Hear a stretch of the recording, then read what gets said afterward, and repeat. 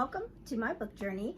So today I have my September wrap-up video, and so I am going to try and go as quickly as I can. I know last month for my last wrap-up video I went way too long because I just love to talk about these books, and so I did read a ton of books, so I'm gonna, like I said, I'm gonna try to wrap these up.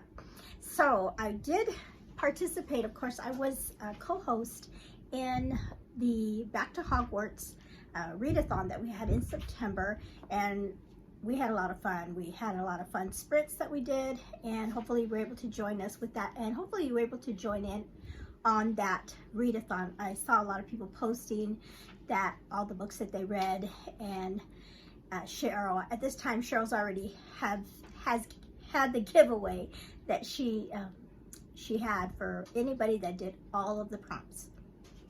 Okay, I did really good. I read 14 books this month, but one of my books did not count for any of the prompts, so I only got 13 classes done, so 13 points. So I ended up, now put my little graphic up here of all the ones that I did. So I didn't do, the only one I didn't do was potions. I had a book, but I just ran out of time and I didn't do it, and that was like a collection of, read a book that's a collection of essays or poems or short stories, so I didn't get that one in. So I wasn't, and because of that, I didn't do the time turner, which was the extra class if you did complete all of the classes. So I was really pleased with the books that I read this month, like I said, and I was able to do at least 13 classes, which I didn't think I was even going to do that many, but I had a really great reading month. Okay, so what I'm going to do is I'm just going to go in order. I have a list of my books that I read, and so I'm just going to go in order how I read them for the month, and just, like I said, just tell you how I felt about them. Pretty basic wrap up this week, or this month, hopefully. Okay, the first one I read was Selection, and this was the one book that did not count for any of my prompts or classes. So this one was, and the reason I read this one was this was my jar pick for the month, and I really enjoyed this. This one had to do with a girl that was chosen out of many to possibly be the bride or the future wife of a prince in this kingdom. And of course, she really doesn't want to do it because she already is in love with somebody else. I love this this world. This is book one in a series, and I do have the rest of them, so I do want to continue on in this one, and because it's kind of like a caste system, and I can't remember, they have like numbers, and like the ones are the best, and I think she is if I remember right, I think she's a 6, or she might be a 6, and the guy that she is in love with is below her, a 7. And so she goes into us thinking, I'm just going to do this for my family, because while she's here competing, it's like a competition actually, while she's competing, her family gets money. And so she sees it, well, if I'm going to do this, at least for as long as I'm going to be in this contest, my family will have money. But then she ends up liking this prince, not like loving, but like he's not as bad as she originally thought. And so it does end kind of like a cliffhanger. The contest is, still ongoing. We don't get too far, and so, like I said, I need to continue on, but I thought it was a good read. So that was my first read of the month. Okay, my second book was one I read on, or it was it was an audiobook. It was a Libby that I had requested, and that was by Karen Whittemire, and it's To Love a Beast, and this was a fairy tale retelling that took place in the West. And so this was a Beauty and the Beast retelling, and it was really good. I have read her other retellings, and so this one was just as wonderful. It was about a girl that was I had to stop and think because it was such a long time. Oh yes, her and her father had a bookbinding business or a little store, and she was sent to help, well, not help, but she was, her father was hired by a man to redo all his books in his library. and her father gets injured. So instead of her father going, she goes.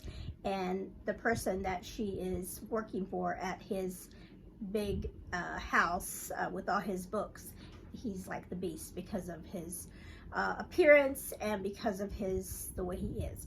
I thought she really did a really wonderful job. It really kind of goes with the Beauty and the Beast, the Disney story. Kind of has some really lines up with that. I really enjoyed it. So that was a good book for me. And that one was my charms book. It was for my charms class because it had a charming cover. Okay, the next book I read was for my astronomy class, and this was read sci-fi.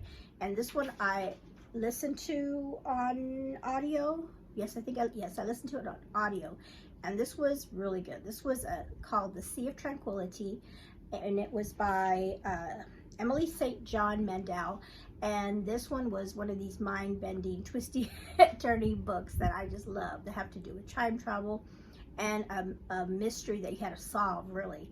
And it was so good. She wrote the book, the Station 11, which I've read and really liked that one too.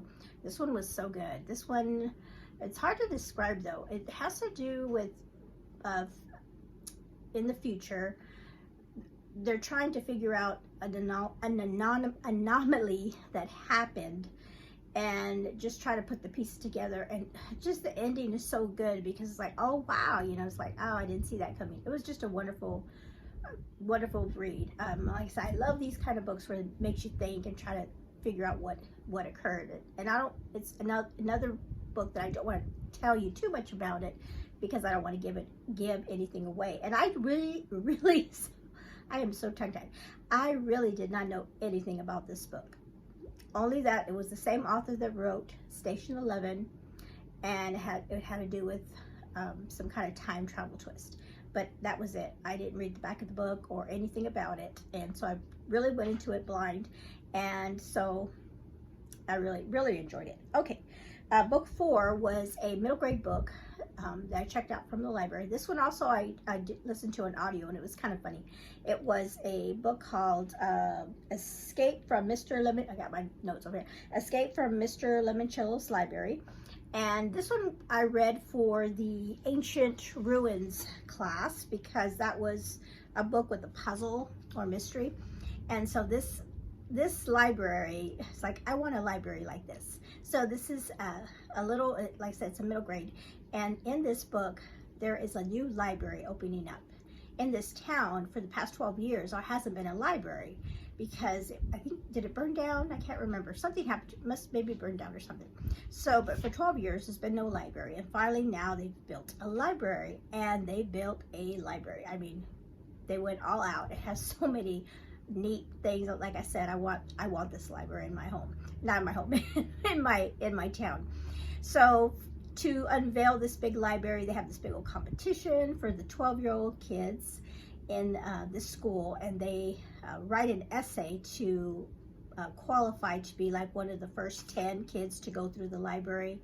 And so they do that, and when they're there, they're also told, you know, there's an extra contest where you're going to have to solve puzzles to get out of the library. And so the whole book is them solving these puzzles, and this little, you know how they're going to get out. And there's different teams, and teams pair up, and the kids are really cute. And then it's very bookish too, because of course they're in the library, so a lot of the clues have to do with books. And there's even one clue that I thought it was super cool. That was a Bible, I think it was like Exodus, I believe, if I remember right. They had a Bible question, a Bible clue. So I thought, hey, that's pretty cool. And so that was good. And then I also found this one is also a series. I didn't realize at the time, but I guess this is a series too. So that was a good book that I read for my Ancient Ruins class. Okay, the next one was my herbology class. Read a book with plants on the cover. And this was my buddy read, one of my buddy reads for the month, and this was The Fall of Marigolds. And so I have plants on the cover of this. And this book, this book is about, it's got two timelines in it. We have a timeline in 1911 of a woman that is a nurse that works at the hospital at the, on Ellis Island. I drew a blank. She works as a nurse on Ellis Island for all the immigrants that are coming in from Europe, and they have to pass through, you know, health inspections, and you know, they have a hospital there for those that are sick, and some of the ships, they have, you know, they have so many people crowded in ships. Sometimes there's like like fevers and scarlet fever that goes around, so these people have to get well before they let them go onto onto America, right? And so that's her story. And then the other timeline is September of 2011, and we have a woman that is affected or was affected by 9/11. And that part in the book, I would tell you, like I said, we were buddy reading it, and this the chapter that dealt with her girl, what was her name? Taryn. Yeah, the chapter that dealt with Taryn's experience the day of 9/11, it was so hard to read. I mean, it was so just heartbreaking. And because Anne and Search of Wonder and I, we were reading this really right around the time, you know, 9/11 happened. And also on September 10th of this year, the terrible murder of Charlie Kirk happened. And I'm pretty sure that I read that chapter, and I was already going to, when I got a text from my brother that Charlie Kirk had been shot. And so I was like, oh my goodness, it was just all these emotions all at the same time. And so I think that with everything that was happening, and then reading this book at the same time, was just so many emotions. And it just was really, it wasn't that it was hard to read. It was just, it made it, you know, it just made me feel for what was happening to our two characters. Because not only was the gal that went through 9/11, but our girl in 1911, she went through something similar with a really horrible fire that took place in her time period. And then there was a whole other story that weaved both of these together that had to do with the scarf, and that's where we get our marigolds, because the scarf. It was such a beautiful story to me. And I love Susan Meisner. I really love the way she tells a story. And one of the quotes in here that was so pretty had to do with how you, in fact, I had this book, I got this book off of Pango, so somebody had already highlighted in here. It says, everything beautiful has a story it wants to tell. And I think that was the name of her shop, was Everything Beautiful. And just, you know, the story, you know, had a lot of different shocking things that happened that I wasn't expecting. And but like I said, that one day that everything happened here, and then like I said, I was reading it at the same time, kind of just really hit me. And so I really, like I said, I really did love this book. If you haven't read anything by Susan Meisner, she has a ton of books. I haven't read them all, but every single book that I've read of hers, I have really loved. There hasn't really been any one that I've read that I have not enjoyed. So this was a really wonderful book and really great. Okay, so the next book I read, book number 6, was my Alchemy. Read a book that has gold on the cover, and that was another hard-hitting book. And this was Number the Stars by Lois Lowry, a middle grade book. It is so short, but it really packs a punch too, because of the topic of this this family that was going through World War II at the time of you know, Hitler and the Jewish people. And so we have our main character, and it's kind of like they're Christians that are helping a Jewish family. And let's see, what did I Oh, and then I figured out what the actual, the name Number of the Stars comes from a passage in the book of Psalms, which I thought was really, really wonderful. But yeah, great book, and I am going to continue to read. I did pick up The Giver. Somebody told me that she wrote The Giver too, and that was really good, so I'm going to read that one as well. But this was a great book. Okay, book number 7 was the book I read for Care of Magical Creatures, Read a Book with a Dragon on the cover. And this one I listened to on audio. This was so good. This one I was not planning to read. It was not on my TBR at all. But it popped up on my Libby because I had it on hold. And I thought perfect because it has a dragon on the cover. And this was so good. It was so different. It was a memoir of a woman that loved dragons.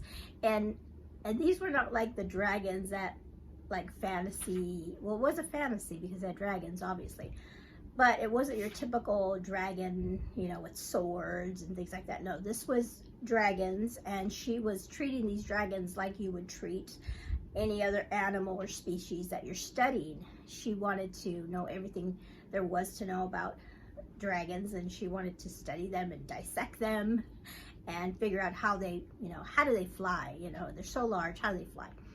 And it was a memoir that she wrote, and the audio was wonderful. And the fun thing, or not the fun thing, the thing I liked about it at the very beginning, she talked about how even as a child she was so interested in things like that. There was an incident where she found a dead bird, and you know, she wanted to know what made the birds fly and how they tick. So she did like her own little dissection of this bird. And when she got caught by her family, and you know, the mother, she had blood all over her, you know, where she was dissecting this bird, and her dad, you know, took her aside, and she right away, she's like, hey, I didn't kill the bird. the bird was already dead. I just, you know, came upon it. And the dad, you know, right away, because he knows his daughter, and he's like, you just wanted to know how the bird works, right? You just wanted to figure the bird out. And she's like, yeah. So she did get her punishment, you know, she still got her spanking and her punishment, but then the dad gave her a book, and he goes, here, from now on, just look at this book. And it was like a book, a science book that he had, that had like pictures and diagrams of, you know, instead of doing the dissection yourself, here, use this. And so her father was a wonderful father to her, because he encouraged her in that. But yet it was still set in a time where she could not, as a woman, go on and, you know, do this herself. So when it came time for her to find a husband, I thought this was so wonderful. The dad gave her like a list of names of men, of suitable men that would be good husbands to her. And how he picked them was like, he told her, you know, these are men that are interested in studying, and they have a lot of books in their library, so they look like the type that would let you read their books, and you would have common interest in like science and things like that. He was thinking of his daughter in that way. Not that this guy had money, or not that this guy had prestige. No, somebody that she could talk to about these things, because not all men, you know, wanted their wife to be, you know, interested in dragons and things like that. But he was concerned and said, hey, here's a list. And you know, I thought that was super sweet. Okay, so that was a great book. This is also a series. I picked a lot of books that are series. This is also a series, and I do want to continue on, because each book is, I believe, is like a different, like expedition, that, because that's what this book is, her first big one, and then her going again. So great book, really loved that one. Okay, book number 8 was Taming of the Shrew. This was also my book for Anne in Search of Wonder, her classics, to read a Shakespeare comedy. And this one I used for transfiguration, a character that is transformed, because I won't say which character, because I don't want to, is that a spoiler? This book is so old, right? I haven't read Shakespeare in a long time, since Romeo and Juliet. This one I actually listened to, I did both. I listened to it on audio and read along with it. The audio was hilarious because they had actors play the parts, and it was just hilarious. And so this is basically the story of a woman, is it Katerina? Is her name? Kate, and the Kiss Me Kate, there's like a movie about it, and now I know where it came from. It came from Shakespeare play. And she was a woman that she was the shrew, in other words, and not very, men didn't like her because they didn't like how she was. But then she had a younger sister that was, the opposite of her, beautiful, but the younger sister couldn't get married until the older sister got married. So it was like, who's going to marry the shrew? And we have a man by the name of, what was his name? I should know his name. She gives this. Petruchio? Is it Petruchio? Yeah, Petruchio. He comes in and he says he is going to tame the shrew, and he's going to change her and then make a good wife out of her. It's just a hilarious story, just really funny. So that was my Shakespeare, and it also went for Shakespeare September. Okay, so number 9 was I Must Betray You by Rita Sepetys, and this was my history class, history of magic for historical fiction.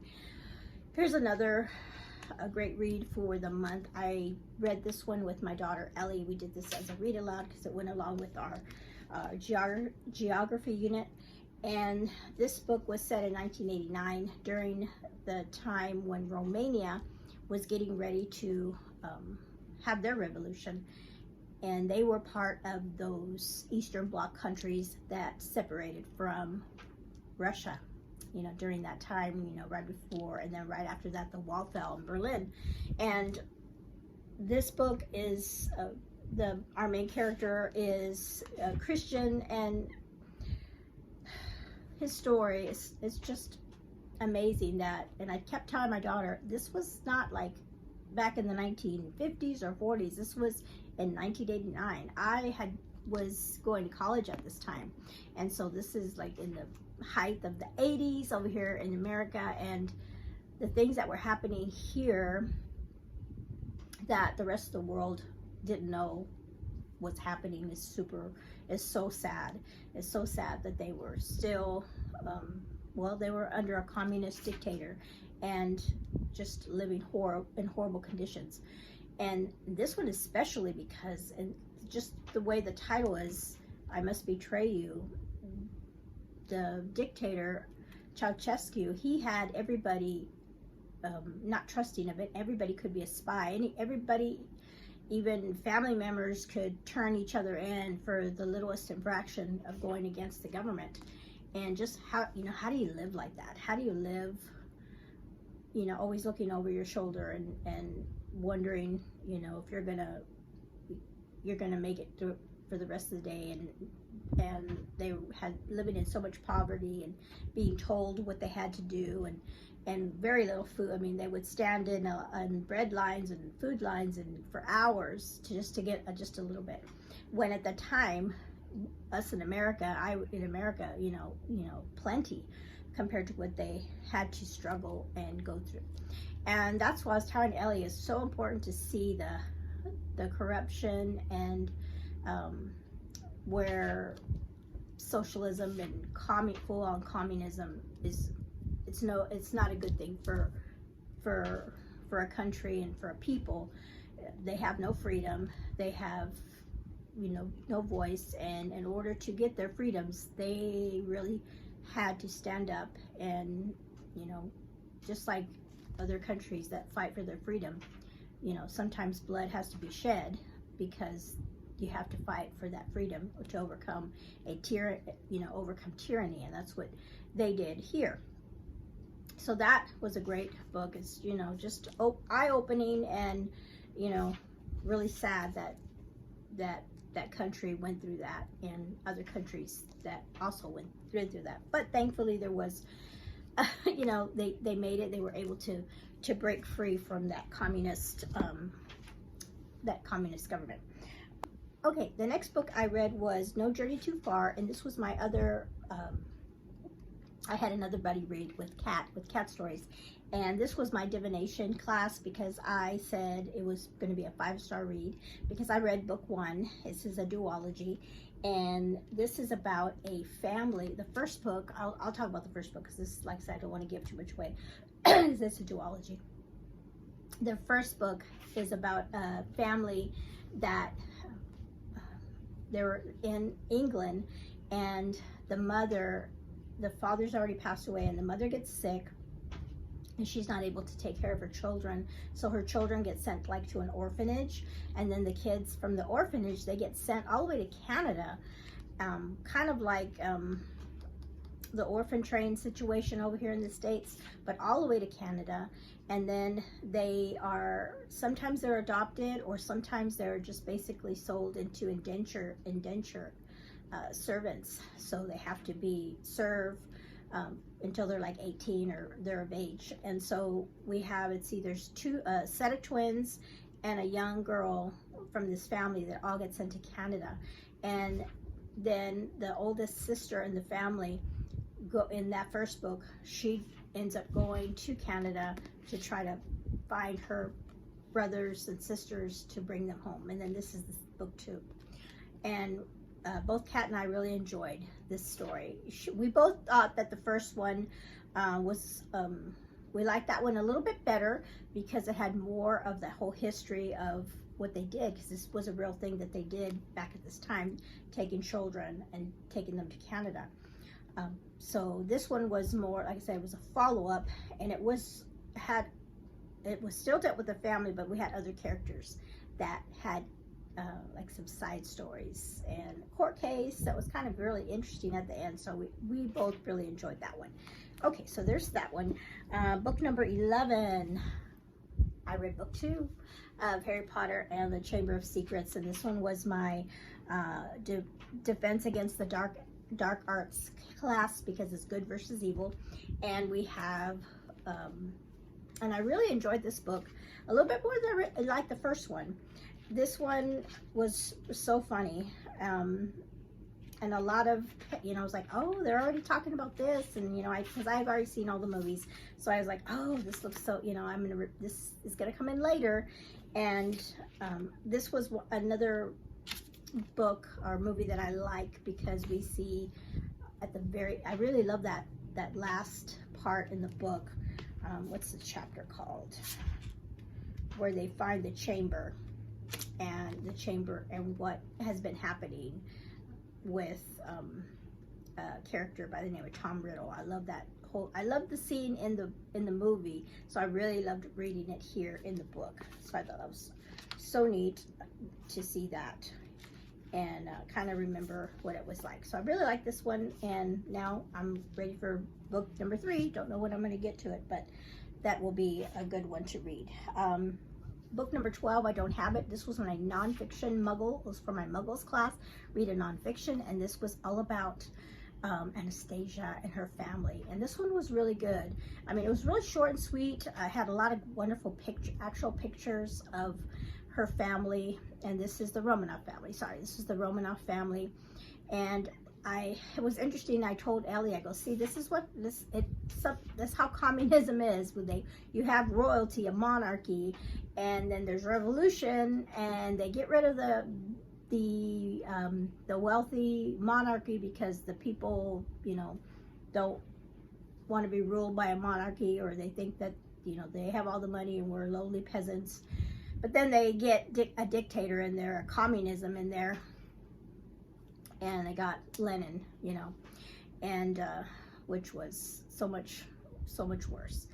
But that was the start, the start of it, when the Bolsheviks came in and got rid of the Romanovs that had been ruling as the emperors of Russia all this time.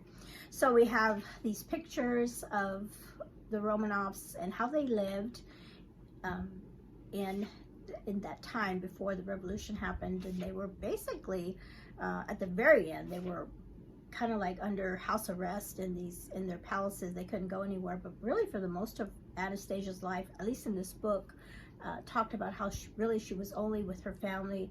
And I mean, they had huge places where they lived, and she had looked like she had a nice life with her parents and her sisters and her brother, who was ill. He was born with an illness, but he was going to be the heir, and of course the horrible tragedy that happened. Well, not a tragedy, but they were executed by the incoming communist Bolsheviks that got rid of the whole family. And then because of that, we have that whole mystery about, and they did talk about that in the book, about at one point there was a woman who lived, and I told Ellie I want to read that book too, because I know there's books about it, that there's the myths and the folklore that Anastasia didn't die with her family in that basement that day, that somehow, or not in the basement, they were buried out in the woods, but they were executed in the basement of that home that they were staying at. But that she somehow escaped, and she went on and lived in Europe somewhere, that, and they even later on, there's stories and things that they even somehow try to test this woman. I don't know how they did it with her bones or test her DNA, that if she really was Anastasia, but I think this particular woman, they said, didn't match up, that she wasn't. But we even had that, Ellie and I watched the cartoon that came out, came out years ago, but it was, she had never seen it before, and we really loved watching it. The music is really, really great. But it was that story about Anastasia, that she had escaped. So, it's really tragic story of that family. Okay, then I read, book number 13 was 1,000 White Women, and this was for my Journey Through Time Decades book that was written in the 1990s. And this one was something else. It was a journal. It was journal entries of this woman, May Dodd. And the book was written, like I said, it was journals, and it starts with in the 1990s, I think, where this young man is researching his ancestry, would be like his great-great-grandmother, and there was always rumors that she lived with the Indians at one point in time, but the real thing that was handed down was that she was crazy, and she was in an asylum, and that's where she died. But they always had that myth that no, she didn't die in an asylum, she went out west. So he was researching that. He gets a hold of these journals that she wrote, and that was her story. She wasn't an institution, but at this point in history, and it's so funny because the author at the very beginning, he says, hey, this is fiction. I just want to tell everybody, this is fiction, this didn't happen, and I guess people are like, sure, you sure it's just a conspiracy theory that it happened? Evidently, in this book, there was a plan for the Cherokee. Was it? Yes, it was the Cherokee. I'm pretty sure it was the Cherokee. They wanted to do this kind of like this plan or peace treaty with the Americans. And what it was is, for when two tribes married, if it was a Cherokee and maybe a Sioux Indian, when they married, whatever the mom was, whatever the mother was, whatever tribe she came from, the children would be her tribe. And so the Cherokee chiefs and things, they thought, if we marry the white women, then our children will be considered white, and then they can be part of, the civilization in America more easily, and also increase our numbers, because their numbers were dwindling because they would have, other tribes fight each other for territory. So they were losing people that way, but they thought, you know, they knew that the white people, the Europeans or Americans were going to come into that land. So they thought, well, let's do this so that we can merge with them, and then our children, you know. So the plan was, we'll give you 1,000 horses and you give us 1,000 white women. Crazy. So the government in the book, remember, it didn't happen, but the government in the book said, yeah, let's do this. This sounds good, but who are we going to get? You know, what women are going to want to do this? You know, what women are going to do this back in this day? What women are going to do that? So that what they did is they went to the insane asylums and the jails and the prisons and said, hey, would you rather stay forever in the asylum or in the prison, or would you rather come and marry a Cherokee man and have a child? Because that was the goal. The ultimate goal was the children. And so they did. They, in the story, they had women that signed up. And our main character, May Dodd, she was in an put in an asylum by family. She was not crazy. So, but the way she described being in the asylum was horrible. She called it hell. And so for her, it was better to go and do this crazy thing, and instead of staying in prison or staying in the asylum. And so then we have the whole story of her and doing that. It was so this book has a lot of content in it, a lot of violence. The Native Americans, they had their way of life was so different from her way of life, obviously, and so there was a lot of different customs, and the things that happened to her were horrible, and the other women were horrible. So if you can't, and like I said, there's trigger warnings for a lot of that stuff that happened in this really, like I said, very violent what things that happened to her. But that was my book for, and that counted for the number, read a book that had a number on it. Then book number 14 was Life Flight, and I listened to this on audio. This was my flying lessons. I had some form of air travel. It was a Christian fiction suspense. Our main character was a paramedic pilot or ambulance pilot, and she was involved with, was a serial killer on the loose in this place where they were at, and she was involved in that. The serial killer was actually coming after her, and then we have a little bit of a romance with one of the investigators. It wasn't all, you know, a lot of romance, but that was in there. I know this is also a series. This is book 1 in the series, and she had an interesting life because, and I think that's what the series is about.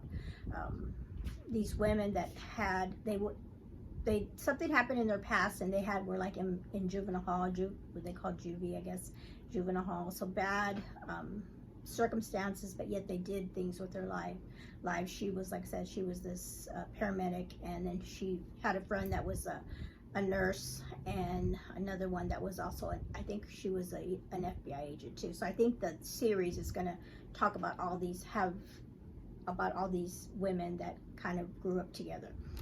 So that was the last book I read for the readathon. But I did have a book. I'm not done with it.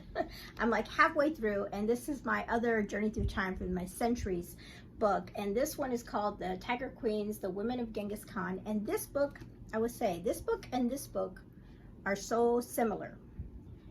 But the interesting thing is this took place in, what's the year? The year is, because of my, my centuries, it's it starts 1171 time period. This is 18, where she went to live with the Cheyenne, is 18, I want to make sure, 1874. So 1800s, 1800s. That's hundreds and hundreds and hundreds of years in between these two stories. But I tell you what, so similar. The way a lot of how they were, the way they lived, the brutality, the violence, between, here there are clans, you know, with the Sioux, it's the tribes, but they fought, stole women from each other's tribes. Same, it's like I was reading similar stories, but centuries apart, you know, centuries apart, but similar. So we have so this book is split up into, I think it's 3 or 4 women, each surrounding Genghis Khan in a way. So the first part, and I didn't realize it until I was reading it, until I finished book, because part 1 was the longest. Part 1 is Genghis Khan's first wife. So we have more than one wife in this culture, and that's how this culture was too. More than one wife, which was common for both of these cultures. So she was the first wife of Genghis Khan, and then we have part 2 is where I'm at right now, is his daughter, and so we go from the different women around his life, and it's so interesting. But then again, like I said, a lot of violence, horrible things happen to these women, just so you know.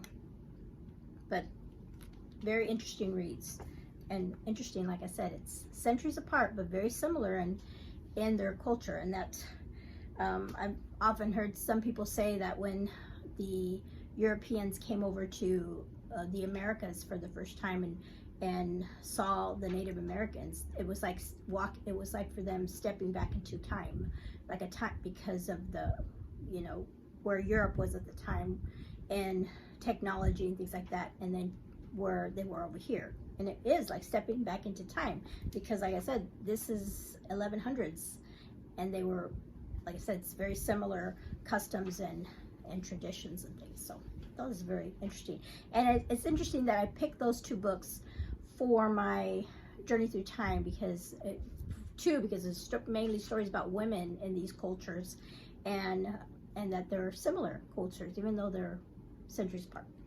Okay, so that is it. Those are all the books that I have read, and like I said, this is I'm continuing on. I'll finish it within the first couple weeks of October, but I still wanted to talk to you about it because of how it fit in with my month's reading. Okay, so like I said, those are all the books I've read. Thank you so much, and I'm looking at my time. Not too long, I guess. I try to go fast, but there were some books I wanted to talk more about than others.